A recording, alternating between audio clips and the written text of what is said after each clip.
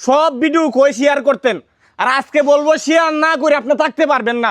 কারণ আপনার একটু শেয়ারের কারণে তাদের মুখে ভাতের দানা ফসবে, তাদের মুখে একটা রুটির ব্যবস্থা হবে।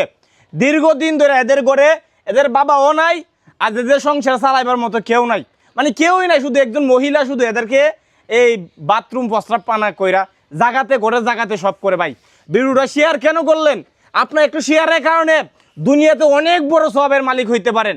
কারণ হলো এই শেয়ারের কারণে এই যে প্রতিবন্ধী, দেখেন প্রতিবন্ধীও না, এদের চেয়ে কি বলবো, মানে পৃথিবীতে এর চেয়ে বড় আশায় আর নাই। এই যে এটা হলো মেয়ে বাচ্চা আর এটা হলো ছেলে বাচ্চা, এরা ভাই বোন, মানে একটা একটা পরিবারে যে কত কষ্ট, কত নিদারুণ, কত অসহায়, কত পরিমাণ এদের মনে আঘাত, এটা আমরা চোখে দেখছি ভাই। যদি আপনি চোখে দেখেন তাহলে হয়তো আপনাকে আমরা বুঝাইতে পারতাম, কারণ আজকে বুঝাইবার ভাষা নাই, খুব আঘাতপ্রাপ্ত। সবাইকে বলবো ভাই এগিয়ে আসেন, 100, 200, 500 টাকা করে দেন। টাকা দিলেন না তাও আমার কোনো আক্ষেপ নাই ভাই, যদি আপনারা একটু শেয়ার করেন। কারণ আপনার শেয়ারের কারণেই দেশে বিদেশে প্রবাসী সকল ধনী গরিব অসহায় সকল মানুষের দোয়া এবং বরকতে তাদের মুখে একটু একটু হইলে দানা মিলবে। ঘরে খাবার নাই ভাই, ঘরে খাবার নাই, খুব অসহায়, খুব কষ্ট এদের। বাবা থাকলে হয়তো চুরি হোক আর ডাকাতি হোক, নাইলে রাস্তায় বেন চালাক হোক, খাবারও একটা দিত।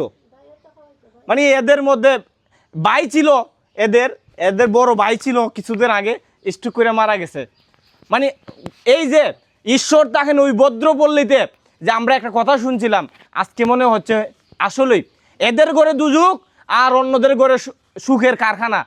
আসুন না ভাই, মানবতার স্বার্থে তাদের পাশে একটু দাঁড়ায়। আজকে বাস্তবতার কথাগুলো তহিদ কি দেখলা?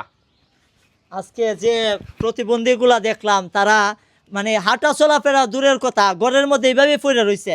ভাই বোন দুইটা একদম অচল হয়ে পড়ে রয়েছে। মানে ওদের সংসারে এত অভাব যে অনটন, যে খাবার যে খাবে এটার ব্যবস্থা নাই। আপনারা যদি সবাই যদি একটু এগিয়ে আসুন, ওদের পাশে একটু দাঁড়ান, তাহলে ওদের হয়তো বা এক বেলা দুই বেলা খেতে পারবে। সবাই একটু সহযোগিতা করুন। সাতবর্গ গ্রামের মধ্যে এই অবস্থাটা, বিজয়নগর থানা, ব্রাহ্মণবাড়িয়া জেলা। আপনারা ইচ্ছা করলে সরাসরি আইসা প্রতিবন্ধী দুইটা বাচ্চাকে দেখাও আপনারা সবাই একটু সহযোগিতা করতে পারবেন। আমরা জাকিরের কাছ থেকে আসলে বাস্তবতা শুনবো। জাকির যে পরিস্থিতিটা, মানে একটু এদিকে থাকায় আপনার অত্যন্ত হৃদয় বিদারক